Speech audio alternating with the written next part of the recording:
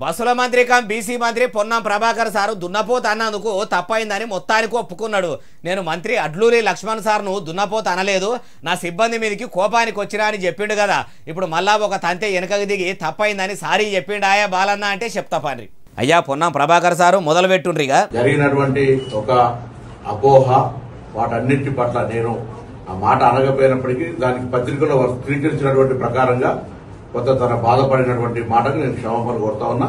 ఇంకా మస్తుగానే అన్నాడు మొత్తం ముచ్చటి నుండి. అటువంటి ఆలోచన లేదు నాకు, అటువంటి ఆ ఒరవడిలో నేను పెరగలేదు. కాంగ్రెస్ పార్టీ నాకు ఆ సంస్కృతిలో నేర్పలేదు కాబట్టి. అయ్యా పొన్నం సారు, మీరు దళితులను దగ్గరికి తీసేటోళ్లే అయితే మీకు కాంగ్రెస్ పార్టీ క్రమశిక్షణ నేర్పే ఉంటే మీరు సాటి మంత్రి అడ్లూరి లక్ష్మణ్ సార్ను అనలేదని చెప్పుడు కాదు సారు. మీరు మీ సిబ్బందిని కూడా దున్నపోతా అనే మాట ఎట్లా అంటారు? సిబ్బంది అంటే మీకు అంతా చిన్న సూప? ఇప్పుడు సామాజిక న్యాయం అని బాతాల పోచెట్టికి మించి బాగానే బాతకాలు కొడుతురు. అయినా మీరు ఇట్లా మంత్రి సారు బాధపడి ఉంటే క్షమించుండ్రి అని మంచిగానే అంటుండ్రు గాని అంతమంది ముంగట మాట అన్నాక మళ్ళా వాపస్ తీసుకుంటే అన్నమాట వెనకకు పోతుందా?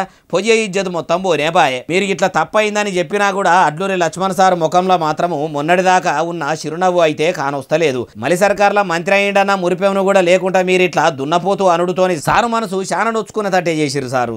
అందుకే ఇసొంటి జరగకుండా సాటి మంత్రులే కాదు సాటి మనుషులు కూడా బాధపడకుండా ఉండాలంటే నోరు అదుపులా పైసా పొదుపులా ఉండాలి అంటారు.